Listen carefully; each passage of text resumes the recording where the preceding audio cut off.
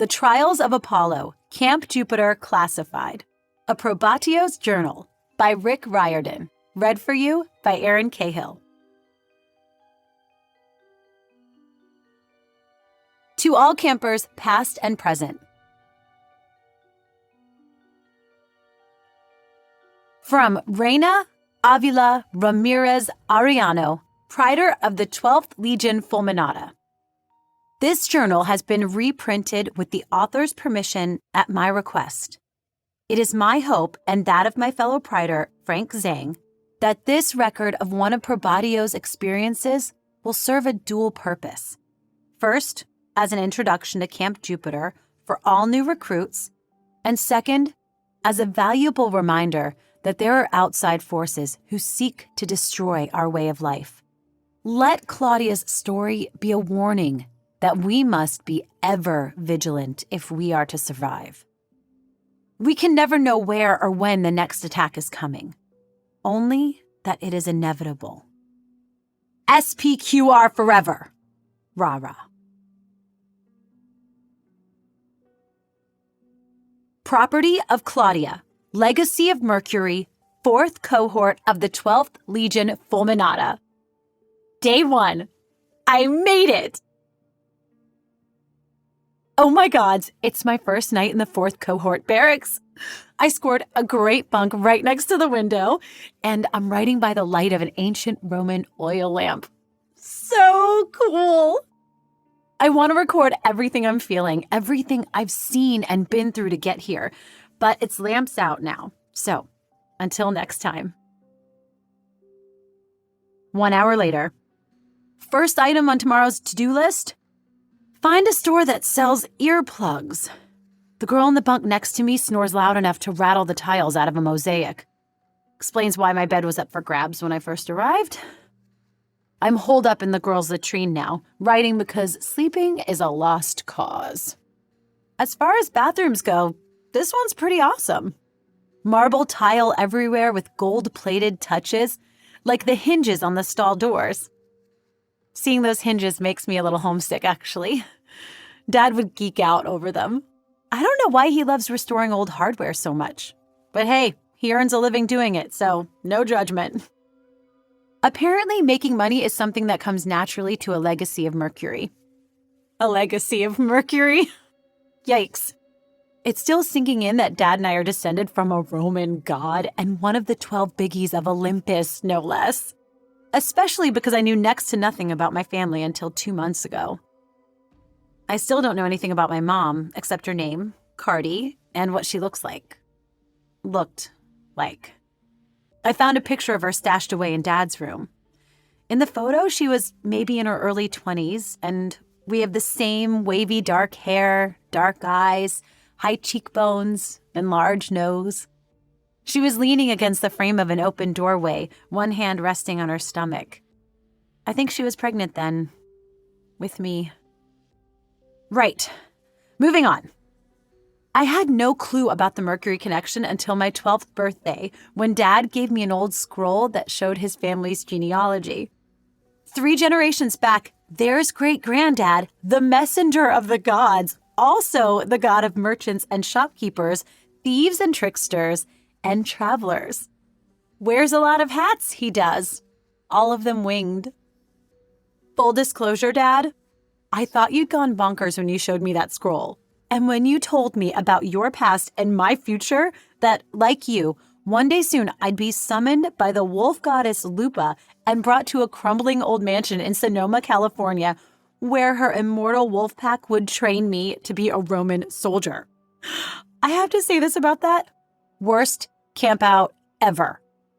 Assuming I'd passed all their tests, aka didn't die a horrible wolf-inflicted death, I'd then trek southward through a monster-infested wilderness, second worst camp out ever, to Camp Jupiter, where I'd present your letter of recommendation to whoever was in charge and hope I'd be accepted into the ranks of the 12th Legion Fulminata. Which brings me to this question. How much would it suck to go through all that and not get into a cohort? Answer, a lot. Not that new recruits need to worry about rejection these days.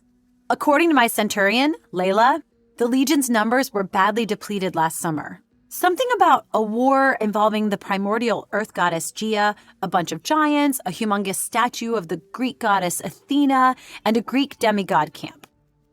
Good news, Camp Jupiter helped save the world. Smiley face. Bad news, Camp Jupiter lost a lot of people while helping save the world. Frowny face. More bad news, something funky happened to demigod communications soon after our victory, which Layla says likely spells more trouble coming our way. Anyway, Dad, sorry I doubted you because it all went down just like you said it would. And now I'm here with my official Probatio name tag around my neck. Claudia, 4th cohort. So thank you for the heads up. And for this journal. If I ever have kids, they can read about my life here so they're ready when their turns come. Well, time to head back to bed. Tomorrow I'll get my first real look at Camp Jupiter. And the first place I'll visit? Wherever they sell earplugs. Day 2. What? Things I learned today. 1. Oatmeal is not the preferred breakfast food among campers. At least that's the impression I got from the disgusted looks when the Ore delivered my bowl of it this morning. Well, to each their own, I say. 2. Bargain shopping on the Via Praetoria is easy when you're descended from the god of shopkeepers. I was on the lookout for earplugs when I spotted a toy store that sells Roman deity action figures. Mercury was front and center in the window, wearing nothing but a short toga. Now, I'm sure that look was all the rage in ancient times and the figure was pretty buff, but still, I was a little embarrassed to see mini great-granddad standing there like that. Plus, something about his eyes reminded me of Dad. Anyway, I bought the doll. And I think great-granddad approved and loaned me his powers because somehow I convinced the shop owner to throw in Mercury's accessories, winged cap, winged sandals, caduceus, and tiny sack of coins for free. Short toga included, thank gods. 3. Weird things happen on Temple Hill. I learned this last lesson while checking out Mercury's temple after my delicious and nutritious breakfast. Compared to the dinky shrines of the minor gods and goddesses, Great-Granddad's place isn't too shabby. A rectangular structure with marble columns all around the outside, an ornate fresco above the entrance, and inside, a life-size statue of the god himself. The weird thing happened when I approached the altar. Someone had put 2 bins there in honor of Mercury's role as messenger to the gods. The bin marked outgoing was overflowing with notes, but the incoming one was empty. A sad reminder that our communications have flatlined. Still, I added a note of my own to the outbox. Just a little, hey, great-granddad, what's the word from Olympus? I was about to leave when I heard a fluttering sound. A piece of paper had appeared in the incoming bin. Written on it was the Roman numeral 12, XII, and nothing else. Now, it's possible that the note fell out of the outgoing bin, but it's equally possible that Mercury sent it. Either way, it felt important and I didn't want anyone else to find it, so I stuffed the note in my pocket and didn't give it another thought for the rest of the day. Yeah, right. That paper has been torturing me for hours. Where did it come from? What does XII mean? 12 Olympians? 12 months in a year? 12 eggs in a dozen? My age? Ugh! It doesn't matter that my roommate is snoring again and I forgot to buy earplugs. Thanks to XII, I'm not getting any sleep tonight anyway. Day 3. Ow! I once saw a t-shirt that read, "Everything hurts and I'm dying." I need one of those. That way, when someone asks how my first weapons practice went, I can just point to my chest. Because, ow! Yes, sports fans, in just one session in the Coliseum, I managed to slice my hand with a gladius and stab my thigh with a pugio. I twanged my cheek with a bowstring and pierced my foot with an arrow. Note to self, never wear sandals to weapons practice again. I launched a weird weighty dart thing called a plumbata into the stands.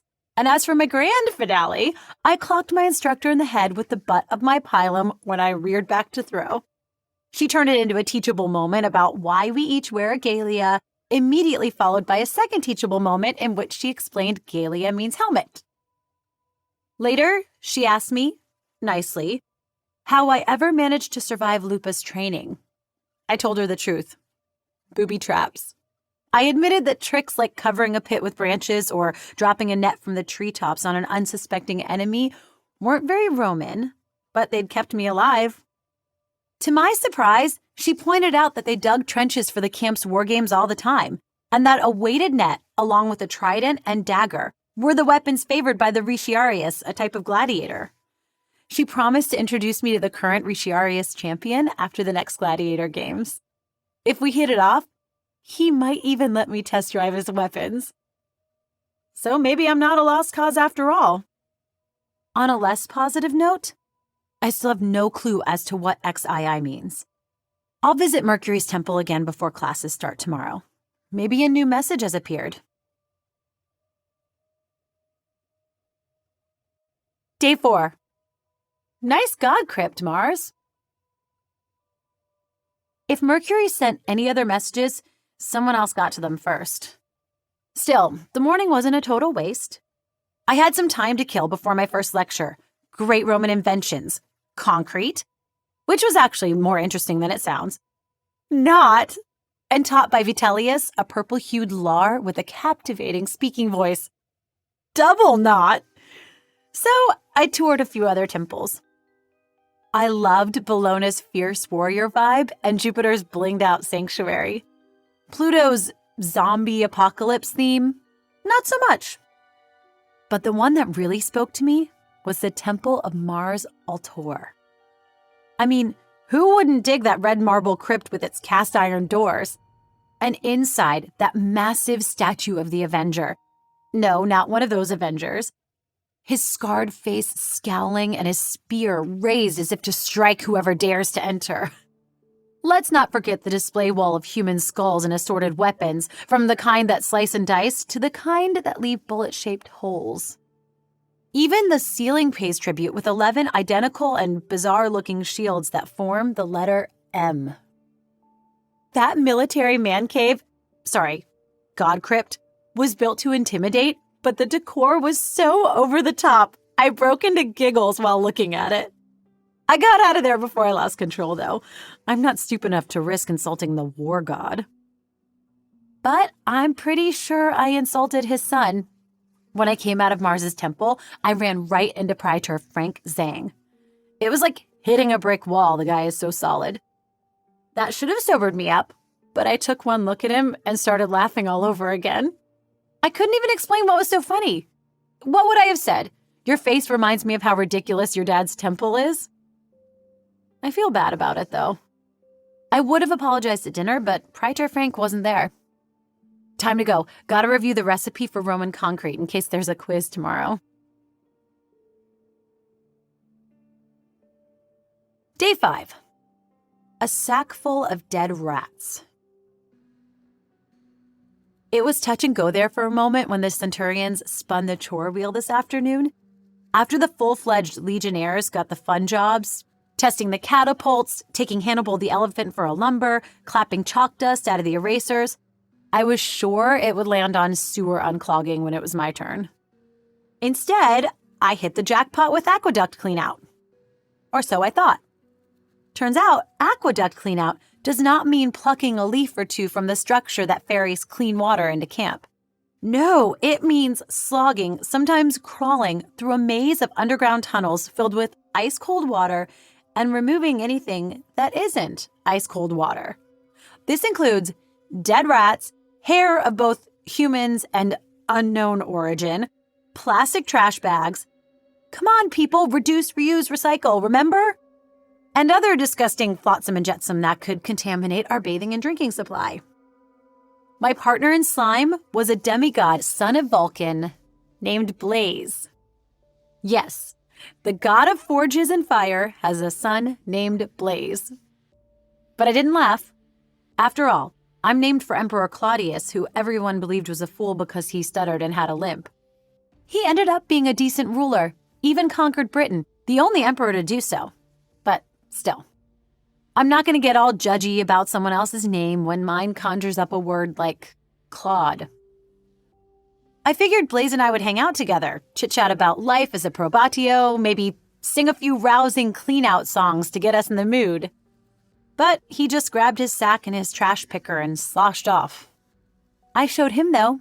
I trucked right after him down that tunnel and instantly got lost. Ha-ha! Being descended from the god of travelers doesn't do anything for you in underground waterways, apparently. I wandered around for an hour, shoving rat carcasses into my sack and praying my headlamp didn't go out, before I finally spotted a ladder illuminated by daylight. When I reached it, I saw that it led up to a circular opening blocked by iron bars. I figured it was either a dead end or an exit, and I definitely was ready to exit. I climbed to the top as best I could with my hands full, and the grate opened easily when I pushed it.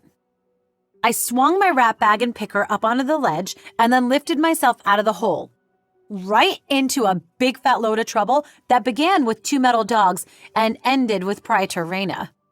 How was I supposed to know that ladder was a secret back entrance into the Principia? That's what I would have said if I could have. But I was too busy screaming in terror as the silver and gold dogs flew at me. Luckily, Praetor Reina called them off before they could rip open my throat, which allowed me the opportunity to explain that I was lost.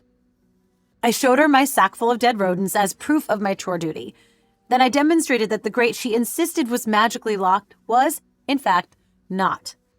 She had a frowny face while I was talking, but she sent me on my way with 0 metal dog bites, so I guess she believed me. Either that or she wanted the dead rats out of her office. Don't know, don't care, just happy to be alive. Day 6. Bruises and baked goods. I made a friend in the 4th today. Her name is Janice, and she's the daughter of, wait for it, Janus, the two-faced god of choices, doorways, and beginnings and endings. Blaze, Janice. What is it with godly parents and their demigod kids' names? Who's next? A kid named Roman? Janice is in her 2nd month on probatio, but she knows a ton about Camp Jupiter because she was born and raised in New Rome. How cool is that? Man, I would have loved to have grown up there.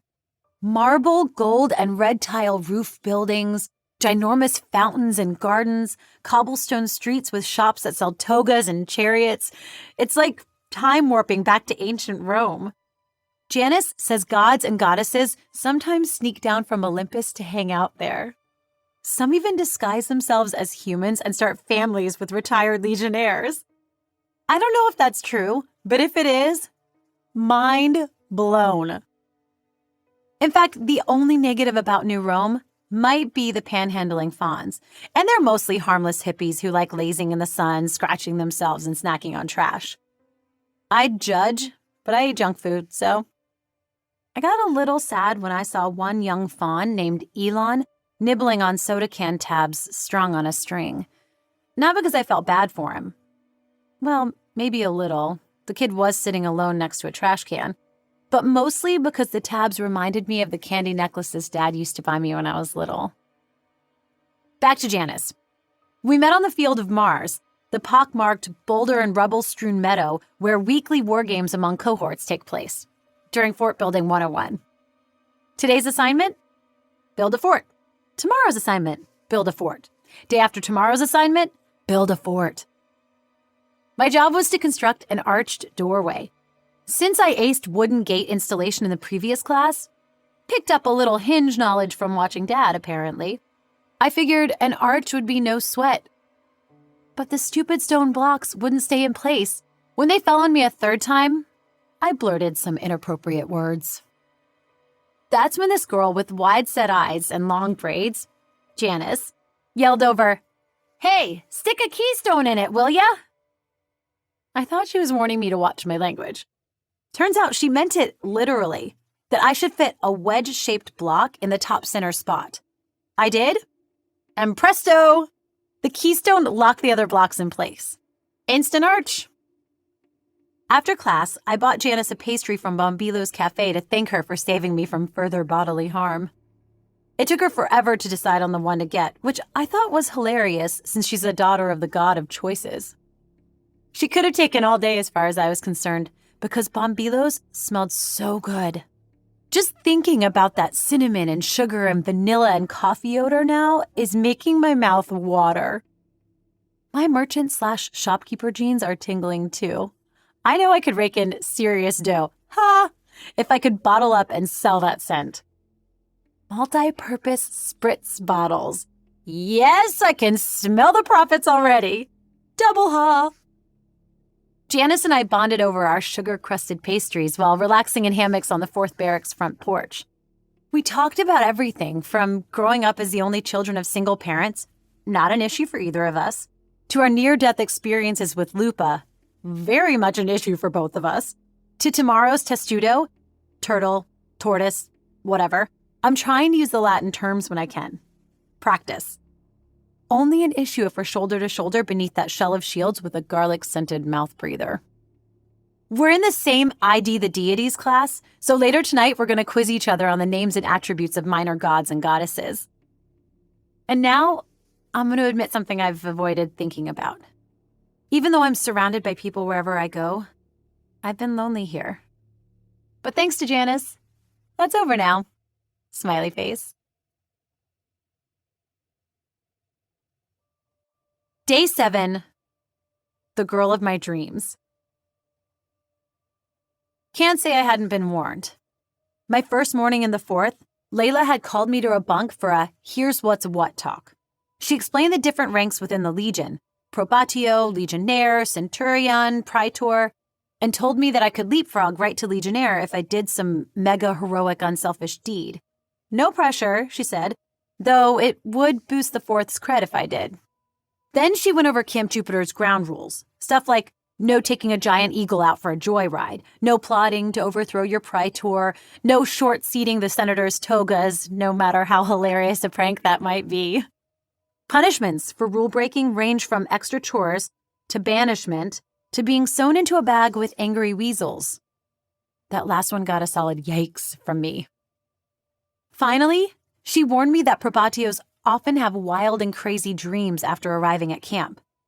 Being plopped in the middle of ancient Rome's last remaining outpost and surrounded by godly influences, and maybe even the occasional god if Janice was right about them visiting New Rome, triggers the visions, they think. Sometimes the dreams are harmless, but other times they're horrible nightmares that warn of impending danger. So if I ever wake up screaming, Layla said, I should come find her, because the screams alone wouldn't be enough to alert her that something was wrong, apparently. My first nights here were mercifully nightmare-free. Tonight, though, well, I didn't wake up screaming, but my dream did have some uber-disturbing moments. Here's what I remember. A frizzy-haired girl, about my age, approached the Decumenian Gate, the camp's western entrance. Her ratty sneakers flapped with every step. Her threadbare dress hung like a filthy rag on her skinny 4'0" frame. She looked like a stiff breeze could knock her over, and yet something about her, her clenched teeth, the tightness around her dark, heavily lashed eyes, the fleet of flies buzzing around her head, made my dream self uneasy. When she reached the gate, Terminus, the god who guards our borders, popped up. I find Terminus fascinating. I mean, the guy is just a marble head and torso, no arms, no legs, and yet I swear he has a stick up his butt. He demanded to see her identification, but when she thrust her letter of recommendation at him, he drew back, shook his head violently, and refused to let her enter. A centurion of the 4th cohort arrived then. He wore the usual Roman gear, helmet, chainmail, leather arm and leg greaves, dagger, combat boots with piked cleats, sword, and, gods, I'm exhausted just writing it all down. Forget wearing it. I took the guy for a modern-day sentry until I saw his ripped jeans and the flannel shirt tied around his waist. Those fashion choices hinted at 90s grunge rock. But it wasn't until he removed his helmet that I knew I was glimpsing a scene from the past. Because the centurion was my dad. Not the guy I know and love, with his pudgy dad bod, dark brown hair, and nondescript clothes, but back when he was a high-ranking, scraggy teenage member of the 12th Legion Fulminata. with a cringy bleached blonde cowlick no less. He stepped forward and overruled Terminus. The god threw his non-existent arms up in disgust, while Dad beckoned the girl with a welcoming smile. That smile changed to alarm mixed with mild revulsion, the same expression he got the time he found a week-old pizza box festering under my bed, when the girl shoved her papers into his hand and pushed past him into camp. Eyes wide, Dad glanced at Terminus, who shot him a superior, "Told you so" look before vanishing. The scene dissolved. New ones tumbled rapid fire through my mind. The assembled legion stumbling back to let the girl pass. The Ore flinging food at her from across the mess hall. Her bunkmates whispering about her behind their hands. Hannibal the elephant letting out an alarmed trumpet when she neared. The dream shifted again. Now Dad stood at attention before his praetors inside the Principia. The praetors asked him questions about the new girl.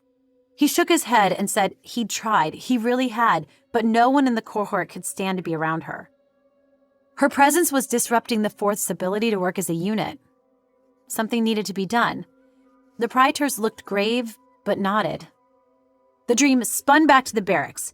It was after midnight, but the girl was out of bed. She had a tattered knapsack over one shoulder, and I knew instinctively she was running away. Before she sneaked outside, though, she tripped over a garbage can and kicked the rotting contents all over the barracks floor. Then she scowled. Not at her bunkmates. At me. At least that's what it seemed like. That's when I woke up. As soon as my heart stopped racing, I grabbed this journal and came here to my favorite latrine to ponder the dream's significance. It was weird seeing Dad at that age, and I was no fan of the girl's scowl, but overall, the dream didn't seem to foretell any danger. I mean, everything in it happened years ago. So, no reason to rouse Layla. Especially if, well, what if the dream was a different kind of warning? A warning that not every demigod or legacy finds a place at Camp Jupiter. I'm afraid that if I go to Layla, she might think I had the dream because I don't really belong here. So yeah, I'm gonna keep the dream to myself. After all, the fewer people who know about my dad's cowlick, the better.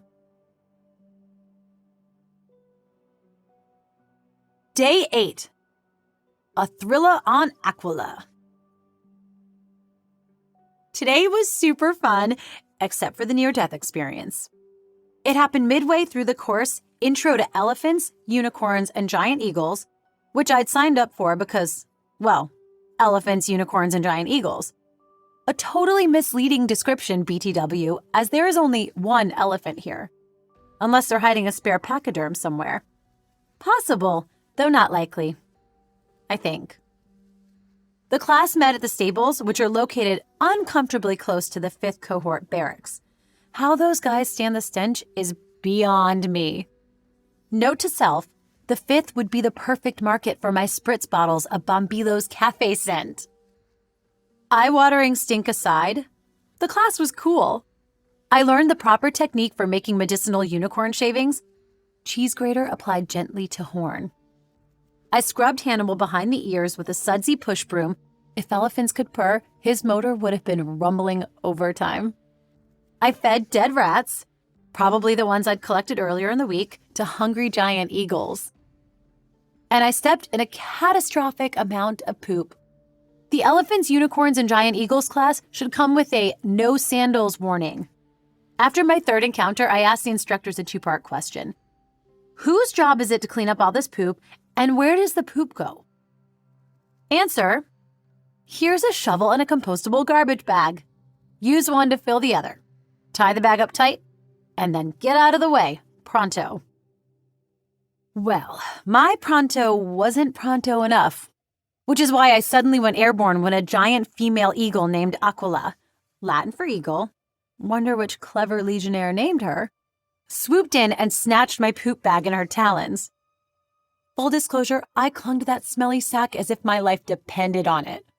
Actually, I'm pretty sure it did because, oh my gods, we flew high.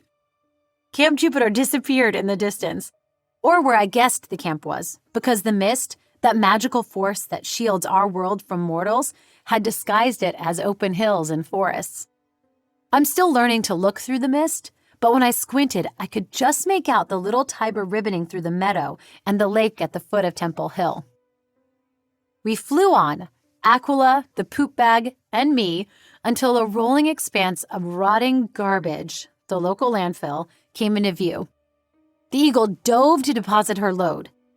The descent was like the worst kind of roller coaster ride.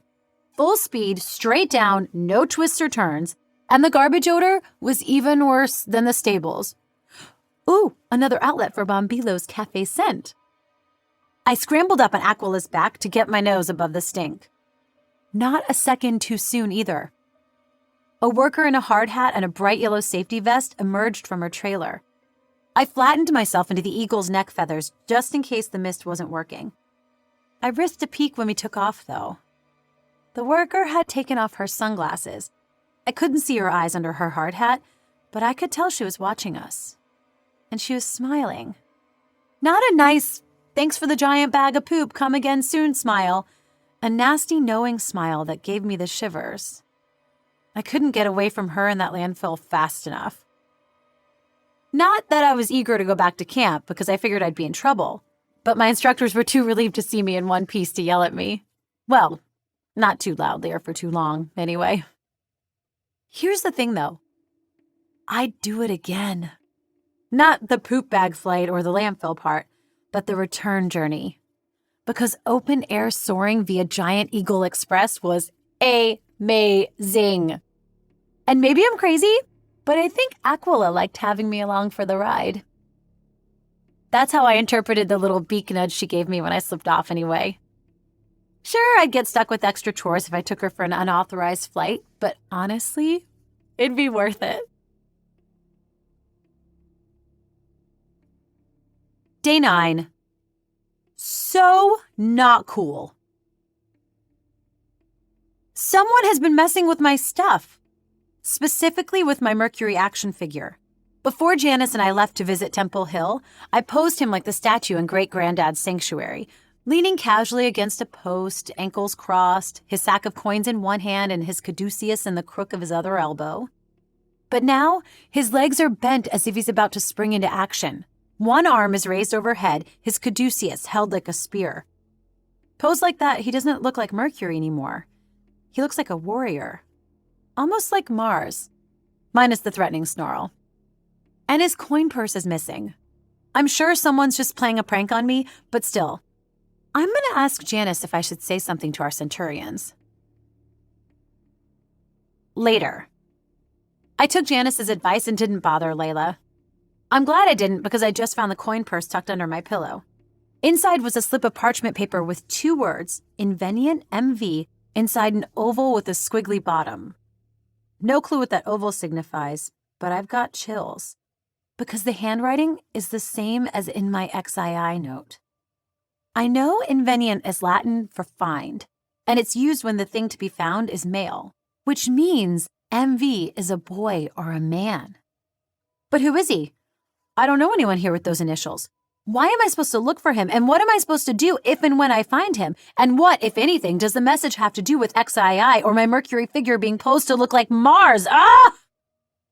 Well, I guess the only one who can answer those questions is the mysterious MV. So tomorrow I start looking for him. Shouldn't take long. After all, there are only 200 of us in the Legion, and not all of us are male. Of course, if MV isn't a member of the 12th, it could be a while before I inveniant him. Day 10. Claudia the Clumsy. Well, today has been totally awesome, she wrote sarcastically. I spent the morning asking if anyone knew who MV was. No luck, and when I started getting funny looks, I decided to backburner the investigation for the time being. Then this afternoon, I was trapped digging a trench with a chatterbox who spoke in question marks. My name is Linda.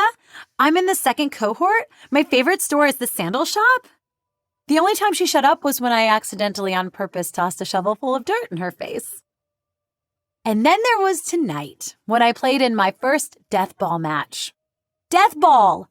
Like paintball, only with poison and acid and fireballs launched from a mini manuballista. Painful for all ages. It should have been exciting, especially since Janice and I came up with a totally boss strategy we called the Janice. Basically, we fired our projectiles while crouched back to back behind our scutum, which I kept calling sputum until Janice explained that one was a large curved shield and the other was wet mucousy stuff we cough up when we're sick. I probably won't confuse the two again. We looked like a two-headed, four-footed garbage bin shuffling around the field, but we withstood all attacks. Or we did, until I slipped on a loose death ball and fell in the trench I dug with ? Linda.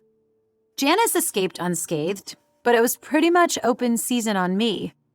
My bruises will heal, but my scutum is dinged up worse than the hood of a car caught in a hailstorm. I'll have to take it to the forges to get the dents banged out. The icing on the cake? I twisted my ankle. So if the ambrosia and nectar don't heal it, people will now have a legit reason to call me Claudia the Clumsy. Day 11. Mess in the mess. Things were ugly in the mess hall this morning, and not just because an unprecedented number of legionnaires stumbled in with serious bedhead. No, the trouble was because the food service was on the fritz. Instead of pancakes, bacon, and fruit, the wind spirits delivered nothing but hot, steamy oatmeal. Not a problem for me, but for the others? Yikes. Hangry legionnaires were gearing up to storm the kitchens when a black raven, aka Praetor Frank, flew in and announced that donuts from Bombilo's were on the way. Much as I liked oatmeal, I wasn't going to pass up free donuts, so I headed outside to scrape my half-eaten bowl into a waste bin. That's when I spotted Elon standing on his tippy hooves and peeking in through a window.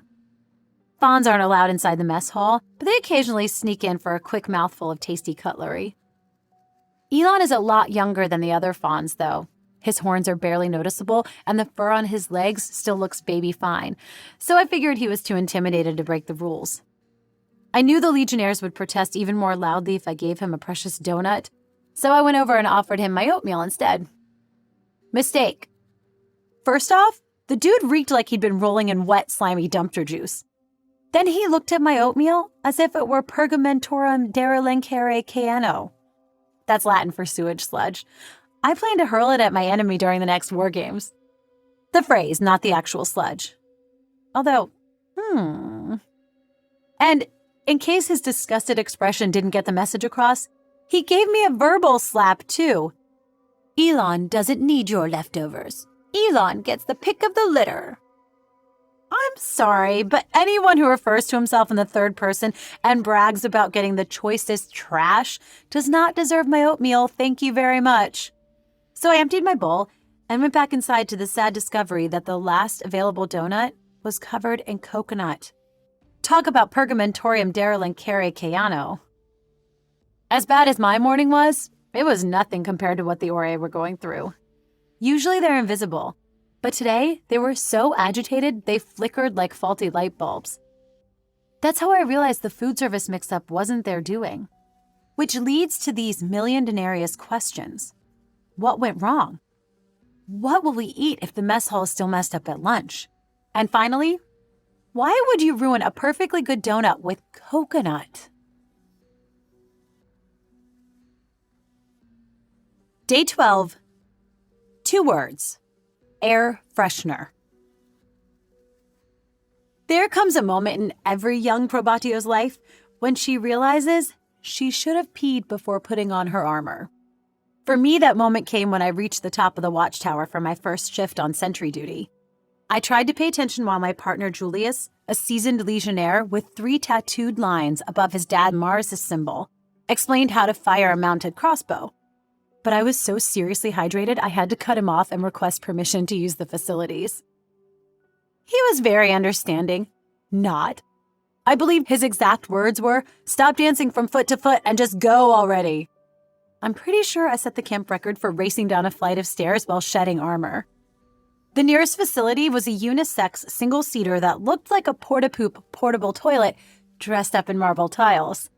To my horror, the little sign by the door handle read "Occupied." A female voice inside confirmed that fact. "Mission accomplished," she crowed. Yeah, that was a weird thing to say in a bathroom, but I didn't care because it meant she was done and I'd reached the desperation point. And yet she still didn't come out. So after waiting a hot second, I pounded on the door and asked if she could please hurry up. I heard some shuffling, then the toilet flushed, the sign shifted to vacant, and the occupant emerged. Not a girl, not a boy either, but Elon. I'm sure I looked surprised because, well, I'd assumed fawns used the great outdoors as their toilet. But judging from the stench that trailed out after him, no. I'd also assumed all fawns were like Don, the fawn who once tried to sweet-talk me out of denarii so he could buy donuts. But Elon just said 2 words, all yours. His high, reedy voice didn't sound anything like the one I'd heard. That led me to a third assumption. He hadn't been alone in the bathroom. But I was wrong a third time because no one else came out, and when I stepped inside, the bathroom was empty. Well, except for some flies, and they didn't say anything except bzz, bzz, bzz while I did my biz. My sentry partner just smirked when I told him about the mysterious female voice. Said Elon was probably meeting up with a water naiad who flushed herself away when I knocked. I wondered aloud where she ended up. And then I stopped wondering because I remembered the smell and gross. Thing is, I'm not sure my partner was right because the voice didn't sound girlish or flirty. It sounded raspy and triumphant. And Elon looked relieved, though not the way I did after I used the facilities. So now I'm wondering, what was that all about? Day 13. Bang on. Breakthrough! I found out who MV is. Or was. Or is it is? What's the proper way to refer to a ghost anyway?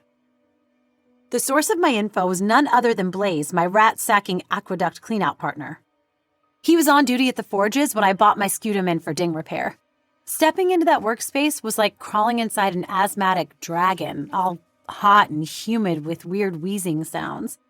The only light source was the orange glow of the furnace until Blaze flicked a switch and a bank of harsh fluorescent overheads came on. Kind of fizzled the volcanic atmosphere, if I'm honest. I didn't think Blaze knew who I was. I mean, we're not in the same cohort, and we'd literally spent 30 seconds together on chore duty last week, so I was shocked when he greeted me by name. Of course, he could have just read it off my Probatio tag, but still, A for effort. He laid my shield on the work table and ran his fingers over it, his brow furrowed. When I asked if he could fix it, he made a face, duh, that's what I do. Then he picked up a little hammer and started banging away the dents. I wasn't sure if I was supposed to stick around until he finished, but I did because Blaze was such stimulating company. Ha! Wrong. I stuck around because I'd spotted the net of a Riciarius gladiator in need of a few replacement weights.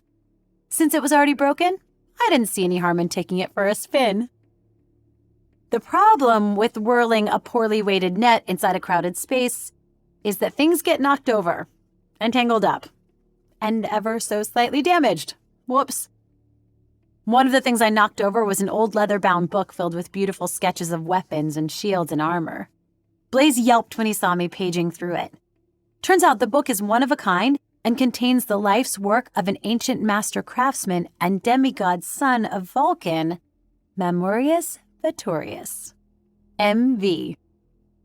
I wasn't sure the craftsman was my MV until Blaze mentioned that Mamurius is a ghost who usually hangs around the forges. That's when I realized the squiggly oval around the initials on my note looked a lot like the outline of a ghost. So if I'm right, and I sure hope I am because this is the only lead I've got, then I finally have MV's identity. What I don't have is his actual incorporeal presence.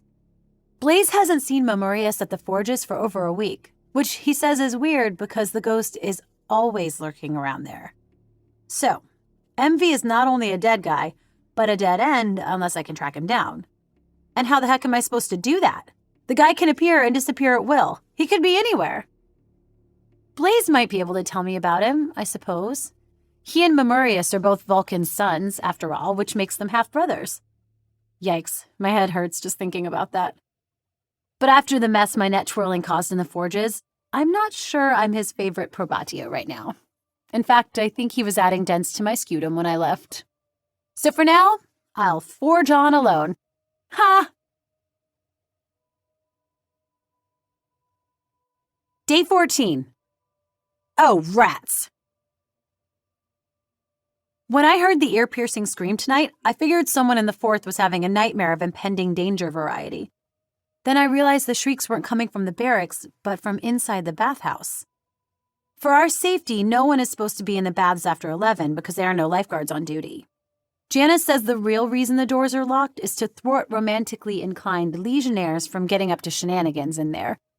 That thwarting can be thwarted, though, if you know the secret entrance to the main pool, which everybody does, although not many people use it, because you have to swim underwater through a narrow concrete pipe, then squeeze through a small mesh gate that leads into the pool.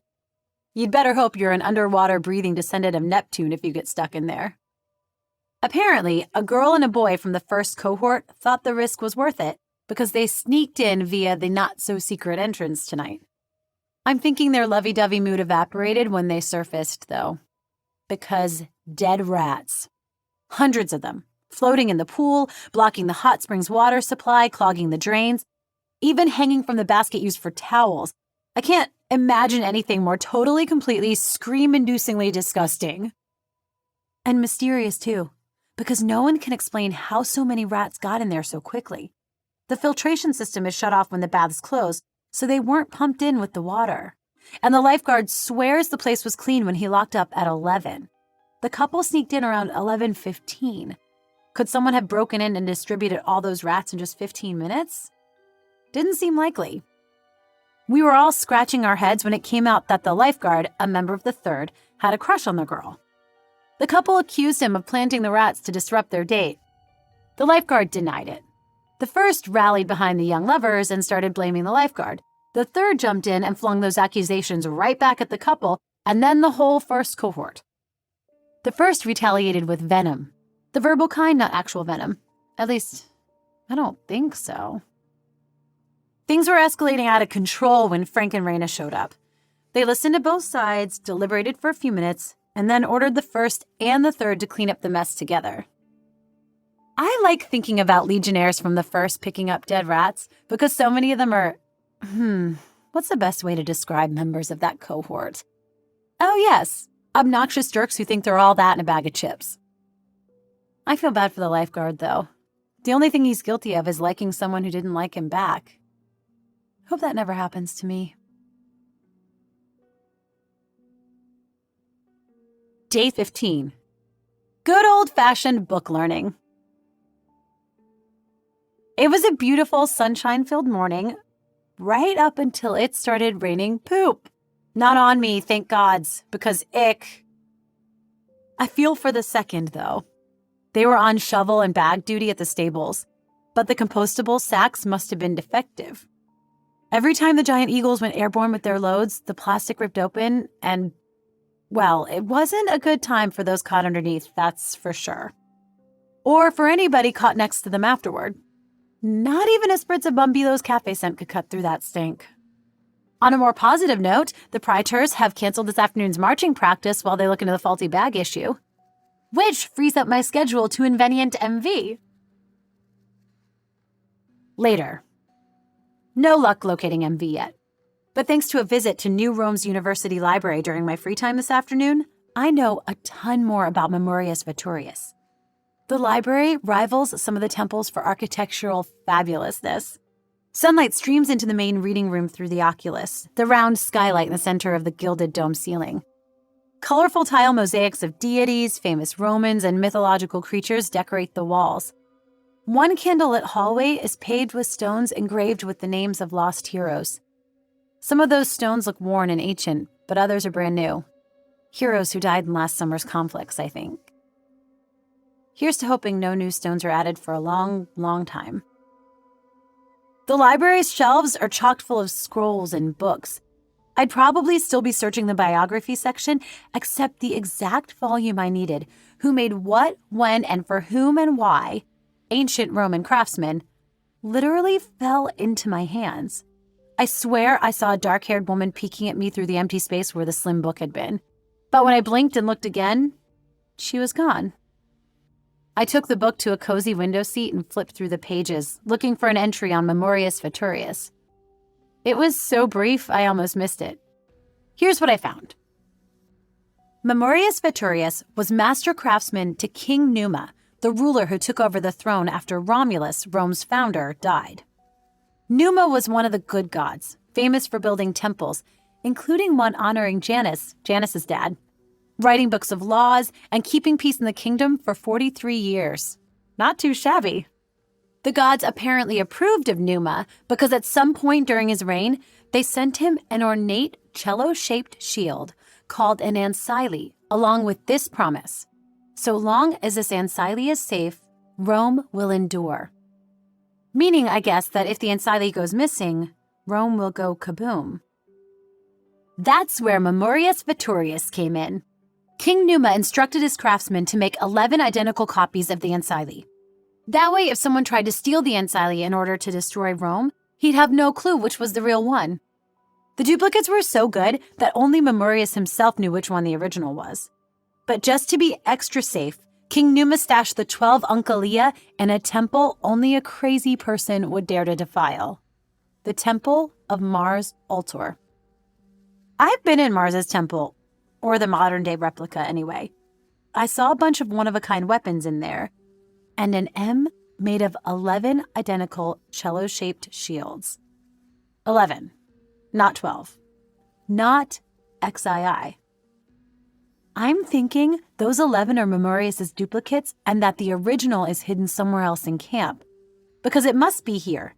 Otherwise, Camp Jupiter, the living, breathing testament to Rome's endurance, wouldn't exist, right? I searched other books for info about Memorius, Numa, and the ancile. I mean, the more you know, right? But it came up empty, which makes me think that the legend is really obscure. Well, compared to the world-famous myths about the Olympians and celebrity heroes, anyway. That doesn't make it any less real, though. Just a lot less known. So the question is, if the original ancile exists, why isn't it in Mars's temple with the others? Or maybe it is. Maybe it just wasn't part of the M, and it's hanging on a different wall or locked away in a secret compartment or something. Only one way to find out. Pay another visit to my favorite god crypt. But not until tomorrow, because tonight I'm going to my first gladiator exhibition. Janice scored us seats in the Colosseum's blood splash zone. Scored me a cushion, too, because apparently those seats are as hard as, well, the concrete they're made of. The star of the show is the Murmillo champion, a swarthy bit of beefcake named Ricardo. If the posters plastered around camp are accurate, he sword fights wearing a teeny-tiny loincloth. And not much else. I'm praying Murmillo is Latin for he who wears undergarments beneath his loincloth. Because if he falls down... Day 16. Games Gone Wild.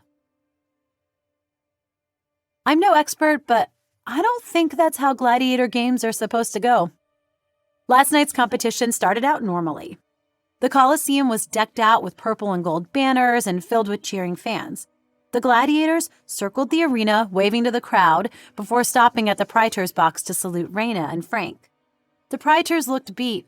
Dealing with oatmeal fiascos and faulty poop bags can tire even the strongest among us.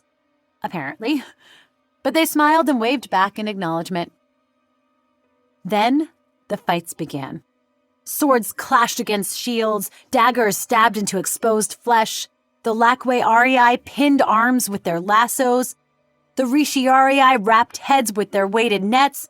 And Ricardo, the Murmillo champ, revealed that yes, he wears undergarments. It was a fabulous performance that rivaled the best World Wrestling Entertainment matches. I know what I'm talking about because Dad watches the WWE all the time. Made me a wee bit homesick thinking about him in his chair with the remote. Thank goodness that gob of blood splattered me in the face when it did, or else I might have gotten all weepy. The blood splash zone was out of wet wipes by then, so I excused myself to go down to the latrines to wash up. Which is how I almost got caught in the flood. Romans aren't known for their navy. A leaky rowboat and a couple tired-looking triremes are all Camp Jupiter has for ships. The Naiads don't like it when we boat on the lake, So instead, we flood the Colosseum and practice seafaring maneuvers, aka aimless drifting while trying to light cannons with wet matches, in 10 feet of water in the arena. Naval demonstrations weren't on last night's program, though. So why someone opened the Colosseum's floodgates is anybody's guess. Water gushed in, racing across the arena like a mini tidal wave and sweeping unsuspecting gladiators off their feet. Quick-thinking Colosseum workers saved the day by cranking open the drains. They saved the gladiators too, at least the ones in heavy armor. If the water had gotten much deeper, there's no way those guys could have kept their heads above the surface. It was mayhem in the Colosseum until a shout cut through the noise. It was Praetor Reina. I thought she was awe-inspiring, in a terrifying way, before. But seeing her standing above the receding water, imperial gold dagger in hand, purple cape flapping in the wind, her warrior fierce glare turning her dark eyes even darker, I mean, wow. I'm glad I wasn't on the receiving end of her fury. Not that anybody was, not last night anyway. Her demands to know who had opened the floodgates were met with dead silence. Finally, she had no choice but to send us back to the barracks. She, Frank, and the Centurions spent today hunting for the culprit, but with no luck. Which sucks, because with all the weird stuff that's been going on, nerves are fraying in the ranks, and people are eyeing one another with suspicion. Day 17, target practice. All right, just what is going on? First, the assembly horn wakes us up before dawn. We all stagger outside like well-trained zombies and form ranks. And then we get shot at. Not from enemies storming the earthen walls surrounding the camp, but from our own watchtower crossbows. The weapons usually point outward, but as we lurched into position, they suddenly spun 180 degrees and fired their arrows directly into camp. Is that any way to start the day? No.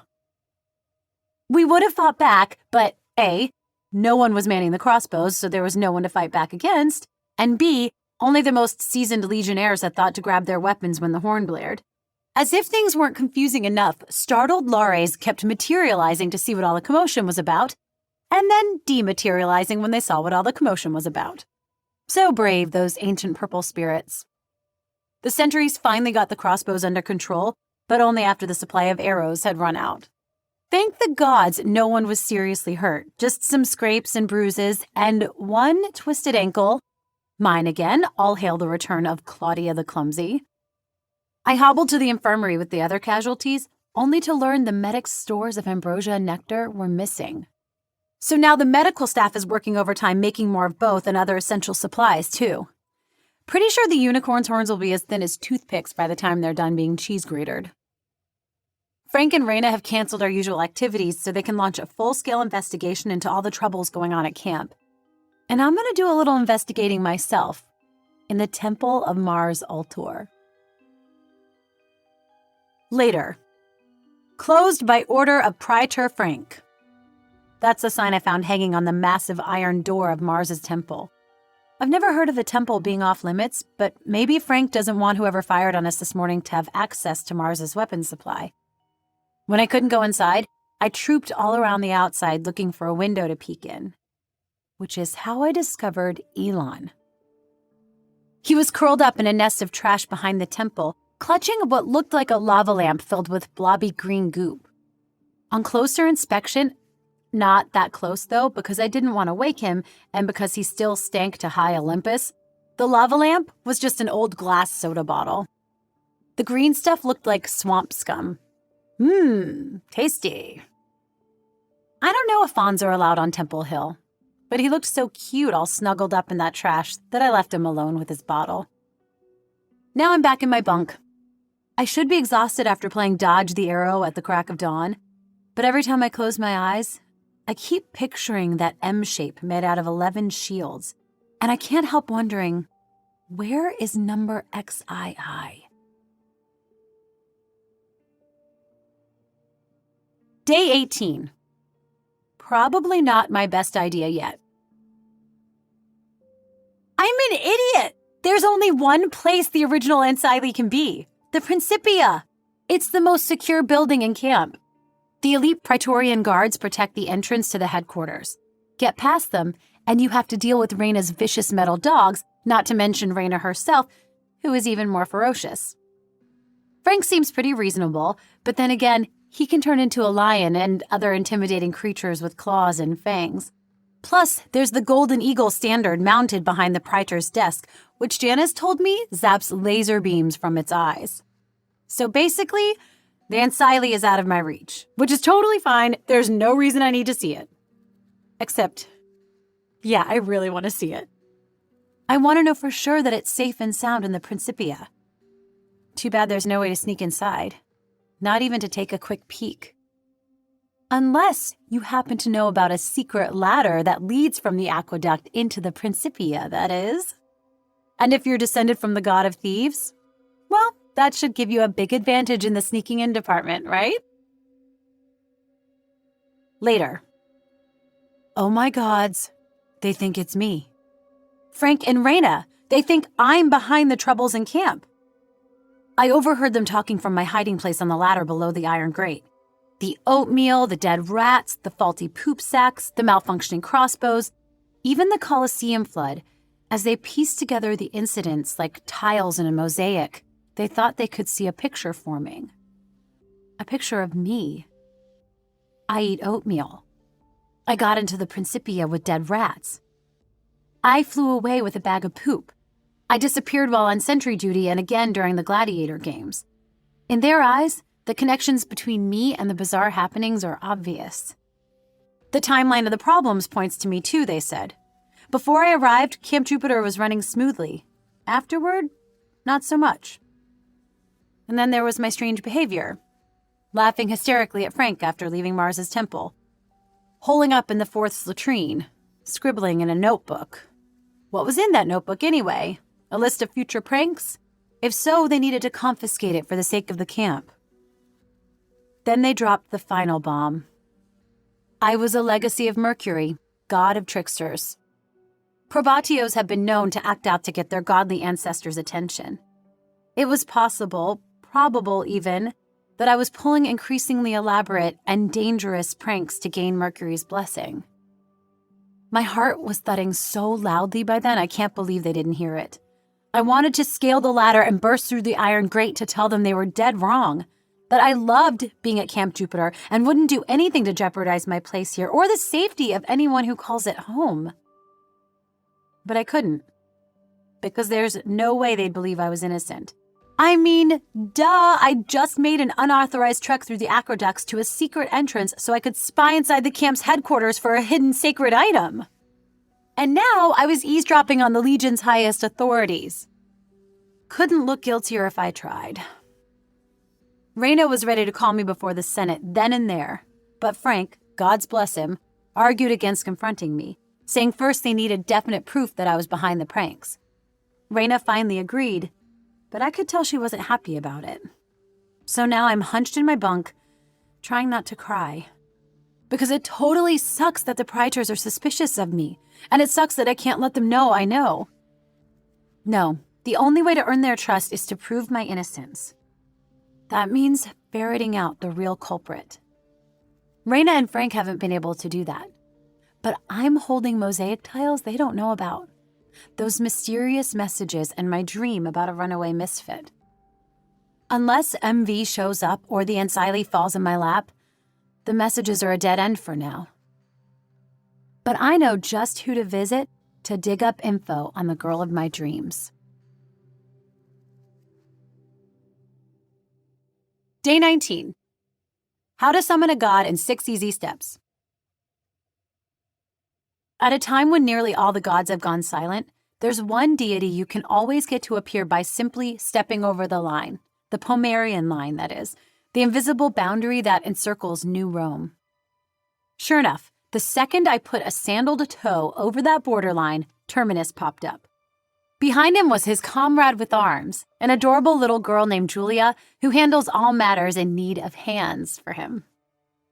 When I told him I wanted to ask him some questions, not cross the line, he flashed me an exasperated look and vanished. Julia disappeared with him. How that happens is a mystery for another time. Undeterred, I took a step back and then a step forward. Pop! Terminus and Julia reappeared. He took one look at me and yelled, "You again!" and disappeared with an irritated huff, and with Julia.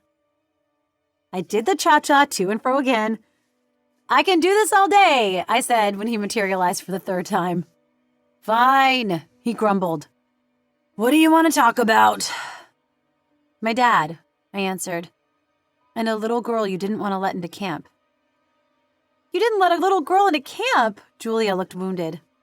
"Why?" "Because reasons," he sniffed. "And I don't know who your dad is." Julia supplied the fingers for his air quotes. I told him my dad was a centurion here about 25 years ago. When that didn't jog his memory, I mentioned the bleached blonde cowlick. He gave a snort of derision. "That boy became your father? My sympathies." He narrowed his eyes. "You don't look like him. You look like your mother." My jaw dropped. A million questions flooded my brain, like, how does he know my mother? Did my parents meet here?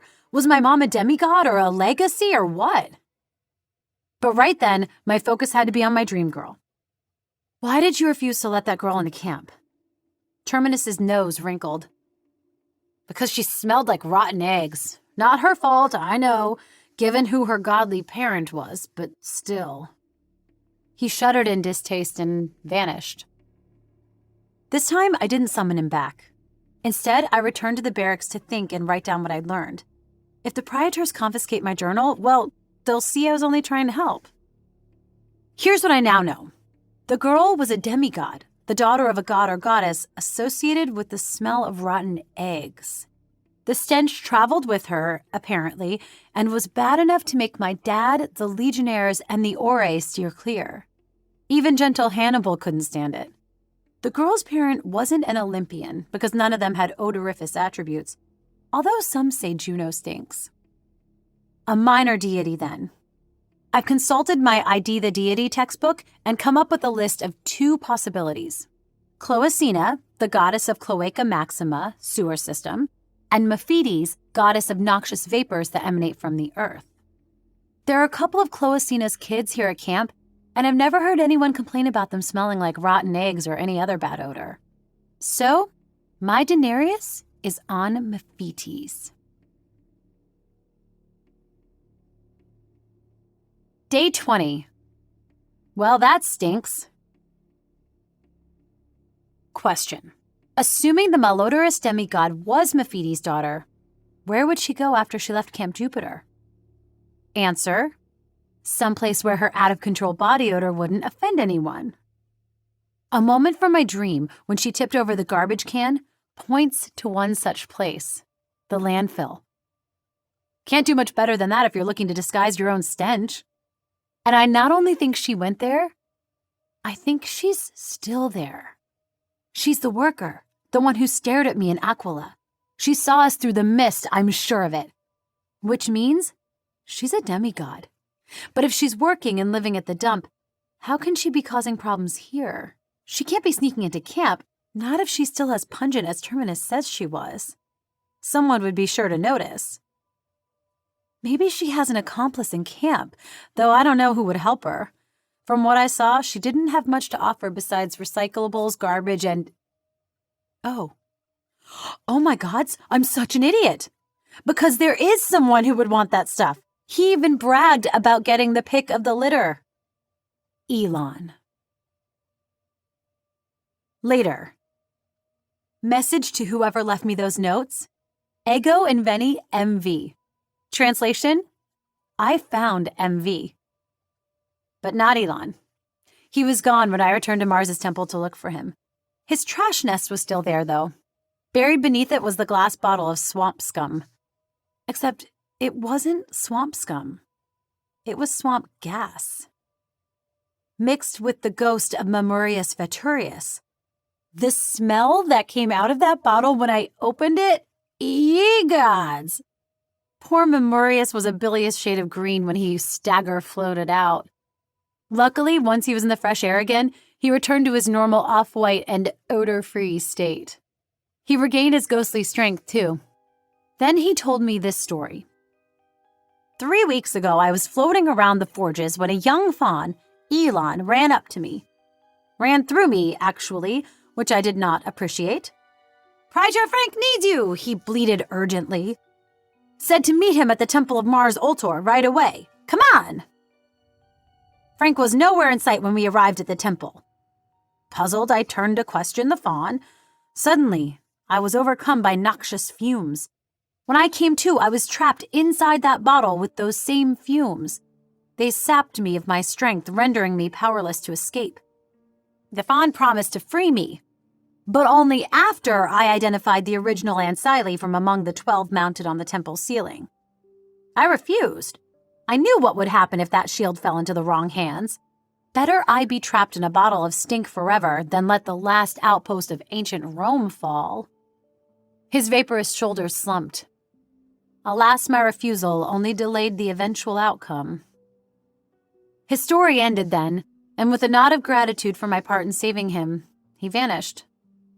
I'll check the forges later to make sure he's safe and sound with his brother Blaze. I started down the road out of Temple Hill, too. Then I backtracked and refilled Elon's bottle with scummy green water scoured from the bowl on Neptune's altar. You'd think one of the Big 12 would have something better than that pathetic blue tool shed. I put the bottle back in the trash nest where I'd found it. I hope it looks enough like Memorius' toxic ghost to fool Elon. Because if he figures out someone's onto him, Camp Jupiter is going to self-destruct for sure. According to Memorius' story, there should be 12 XII shields on the temple's ceiling. But when I visited the god crypt my second day at camp, there were only 11. Add that fact to Memorius' statement about the outcome, and I come up with one conclusion. I was wrong about the original Ancile being in the Principia. It was in Mars's temple with the others. Emphasis on was. So even without Memorius' help, Elon somehow discovered which Ancile was the original. By trial and error, maybe, sneaking them out of the camp one at a time, waiting to see if anything happened, then moving on to the next one when nothing did. Until finally, oatmeal. Or to quote the voice inside the bathroom, mission accomplished. Well, there's a new mission now, called Ancile Recovery. Okay, that's a terrible name, but it's the best I've got until I think of a new one. And the name doesn't matter anyway. Accomplishing the mission does. Day 21. Quest party of 3? Well, Blaze is in love with me. Ha, JK. But he has sworn to help me with my mission, my quest, as he says it should be called, because Memorius told him all about how I freed him from the gassy bottle. Having a demigod ally with mad forging skills fits right in with my plan to retrieve the Ancile, actually. So does having Janice for a bestie. I finally confided in her late last night. No surprise, she was more than ready to help save the camp. And New Rome, too, she pointed out, because if Camp Jupiter and the 12th Legion fell, the city wouldn't be far behind. I hadn't thought of that, but then my dad is safe in his suburb. Her mom isn't.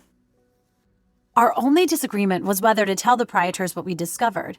After a hot debate, we were meeting in the forges because Memorius wanted in on the plan and he refused to leave that workspace. I convinced them we should hold off going to Frank and Raina until all the pieces of my plan were in place. That way, we could present the problem and the solution to them at the same time. When Blaze wondered aloud if my plan would even work, I pointed out that it includes stealth and booby traps, 2 of my specialties, so it was bound to succeed. Agreement reached. Work commences after lunch. After lunch. Well, I'm in love with Blaze. Ha, JK. But I am in awe of how fast he crafted the 2 scutum garbage can I designed. It's based on the Janice strategy Janice came up with during Death Ball. I just added the hinge to connect the 2 shields on one side and the interior latch to hold the 2 together. Much easier than trying to keep them in place while shuffling back to back. In addition to the Janice can, I stole 2 sacks of death balls, a Ricciarius net, and a Laquarius lasso from the armory. I retrieved the plumbata I'd launched into the Colosseum stands during my first weapons practice and added it to the other supplies in the compostable poop bag. And finally, Janice Blaze and I figured out how to bottle Bumbilo's bakery smell. I suppose I should thank Elon for proving it's possible to capture odors that way. And I will, right after I pin him to the wall with my plumbata. I'm on sentry duty tonight, so after dinner, I'll stash the bag by the aviary on my way to the watchtower. After dinner. Welp, Elon is in love with Mephitis's smelly daughter. Ha! JK. But he is terrified of Mimi. That's the demigod's name. Mimi. I learned all these facts by eavesdropping on their conversation inside the bathroom. I suspect she doesn't actually show up in there, but somehow speaks through the toilet, tapping into the noxious vapors that collect there, or some such. That's a lovely thought. Anyway, after leaving the supply sack hidden at the aviary, I took off for sentry duty. I didn't want to repeat my previous bladder blunder, so I veered to the bathroom for a quick pit stop. The same voices were murmuring inside again. I ducked behind a tree to listen in on their cozy toilet-side chat, and was silently freaked out by what I heard. The day after tomorrow, Mimi is scheduled to work alone at the landfill's car crusher. She's going to bring the Ancyli and pulverize it in the machine. I wasn't the only one pushing the panic button at that news. I thought Elon was going to bleed himself hoarse. With good reason. He's a mythical creature born of ancient Rome. If ancient Rome ceases to exist, well, my guess is so does he and all his kind. Not sure he thought that one through when he signed on with Mimi. Or the fact that other species will vanish too, like the friendly dog-headed cynocephali, rowdy centaurs, naiads and dryads, and, oh my god, Bumbilo the two-headed baker. No! The eradication of ancient Rome beings might not stop with mythical creatures either. Without the lingering aura of ancient Rome to bolster them, gods and goddesses could fade away too. The Olympians will probably be fine. That lot seems to survive everything thrown at them. It's the minor deities I'm afraid for. Janice says some of them are already so lost to the modern world's memory that they're hanging on by a thread. As usual, when tragedy strikes, the powerless and disenfranchised are the ones who suffer most. So that seals it. We will succeed in retrieving the Ancyli if it's the last thing we do. We must. We can. We will. Day 22. Not so fast. Oh gods, I'm in deep, deep trouble. Like way far down in Tartarus town deep. My mind was spinning when I left the bathroom last night. Every nerve in my body screamed, do something! So I found, aka bribed, someone to take my sentry duty and returned to the aviary. My idea? Fly Aquila on a reconnaissance mission over the dump, specifically to the car crusher, where I'd look for a way to shut it down or blow it up. Okay, not blow it up, but at least clog its work for a few days to buy Janice Blaze and me some time to finesse our plan. Aquila was dozing in her treetop nest when I slipped inside the eagle enclosure. I tried throwing pebbles at her to wake her up, but as my pitiful plumbata toss demonstrated during weapons practice, my arm and my aim aren't very good. So I started to climb. I got about halfway up when I heard a voice that chilled me to the bone. Not so fast.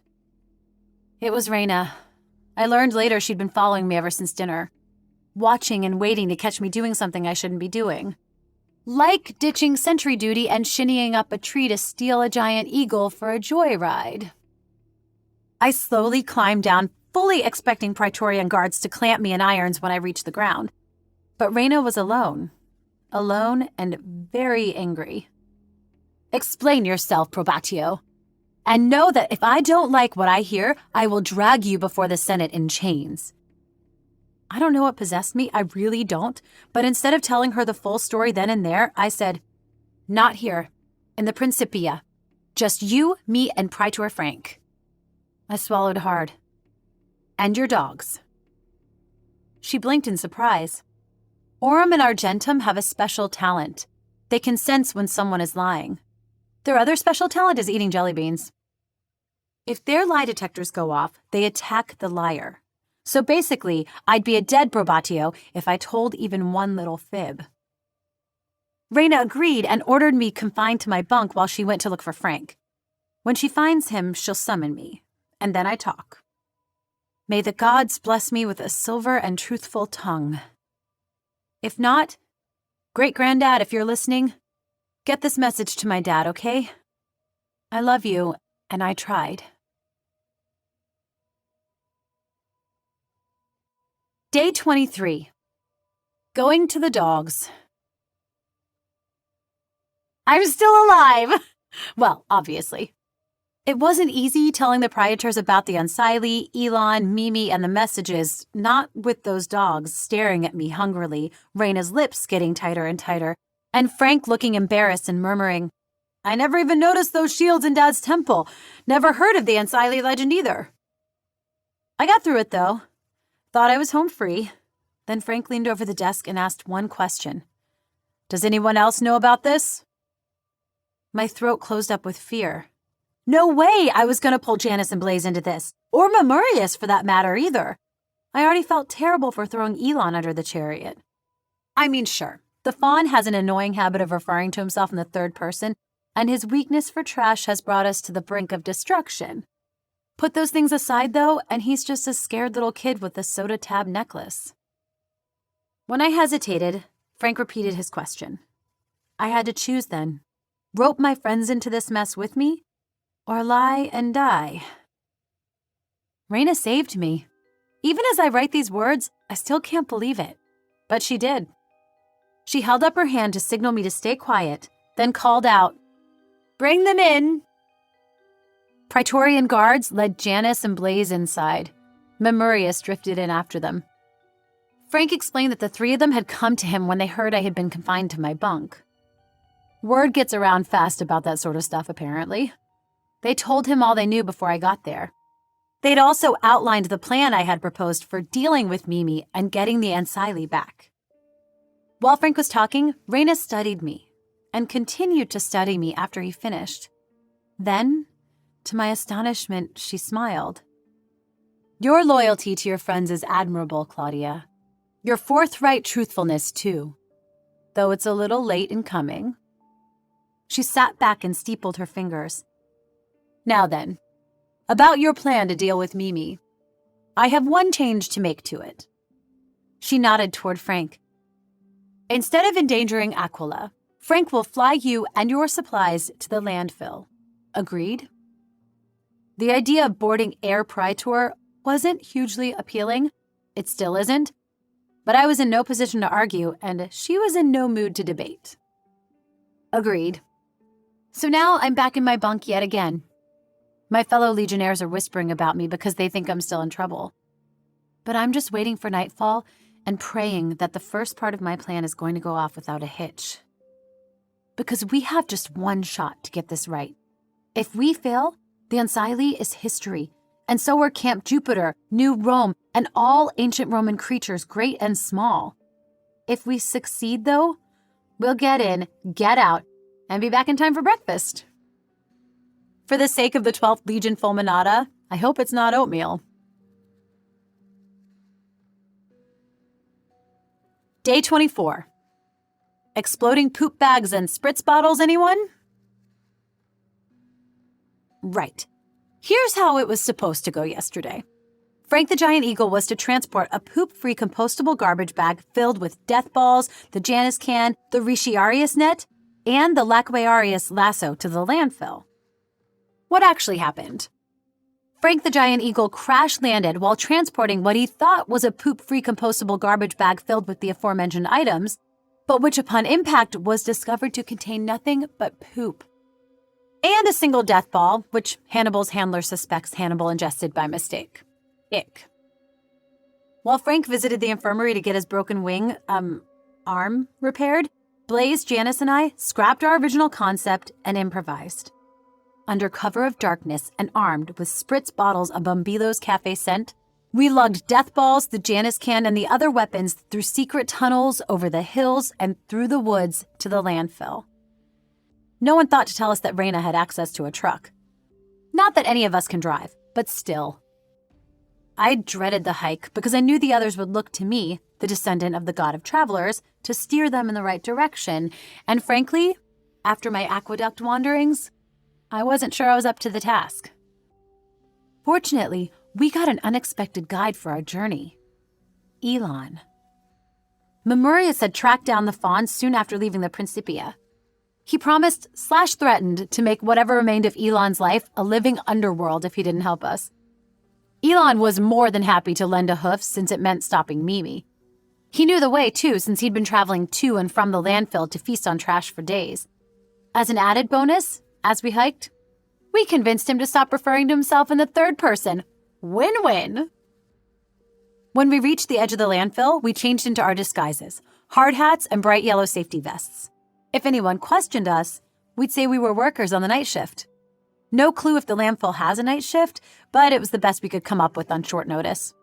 We sent Elon back to camp with a message for the Praetors and a spare bottle of Bombilos, which he was happily drinking when I looked back. Then crept over the mountains of wet, slimy garbage towards Mimi's trailer. Worst hike ever.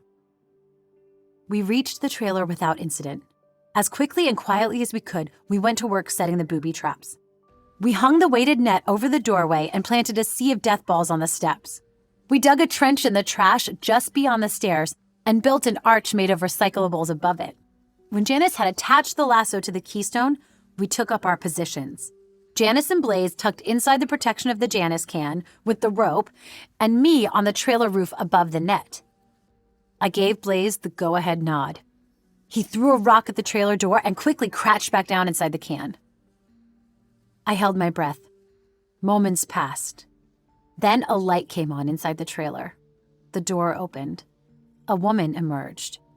A woman and the most unbelievable stench, like the inside of an old milk carton mixed with moldering gym clothes all doused in a skunk spray.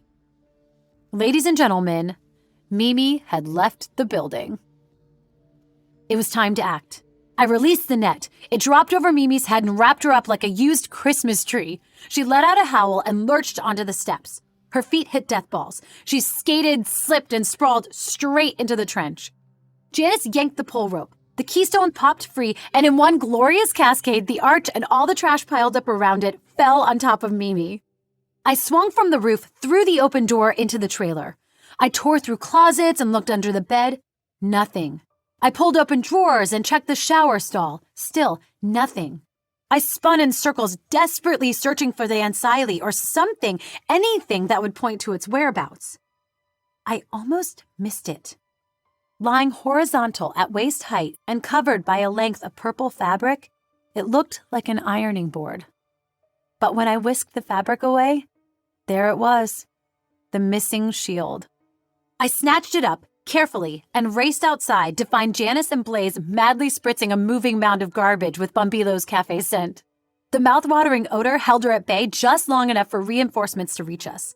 Aquila, Frank, and the other giant eagle swooped in, caught us in their talons, and flew us off into the moonlight.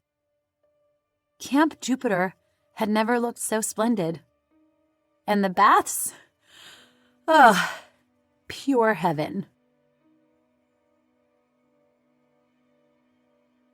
Day 25. The end. JK. I've been thinking a lot about secrets. Me and my messages and dream. The identity of the one true Unsili. Elon's wackadoodle relationship with Mimi.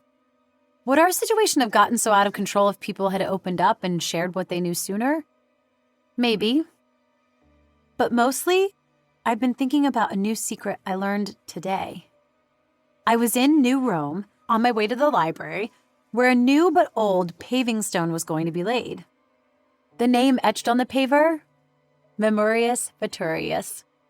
He wasn't recognized as a hero in his lifetime, but he sure helped save the day and ours. I was killing some time before the ceremony by wandering the streets. Janice had offered to go with me, Blaze too. He turned as red as a forge fire when he mumbled it, which makes me wonder if maybe he is in love with me after all. Well, plenty of time for that sort of thing now that Camp Jupiter is safe. I told them both thanks, but no thanks. I wanted to explore New Rome on my own this time. To drink in the sights, sounds, and, smells, without any distractions. To imagine my father walking these same cobblestone streets. I had no route in mind. I just let my feet take me where they would. They steered me to a place I've never been before, yet it was as familiar as the back of my hand. A doorway to a modest home tucked on a side street. There was nothing unusual about it. It looked just like every other front door on that street. Except it was open, and leaning against the frame was a woman with dark wavy hair, like mine, dark eyes, like mine, a big nose, like mine. Her hand drifted to her stomach and rested there, and then she smiled at me. "Hello, Claudia." Her voice was soft and high, with just the hint of a squeak. I froze in my tracks, speechless.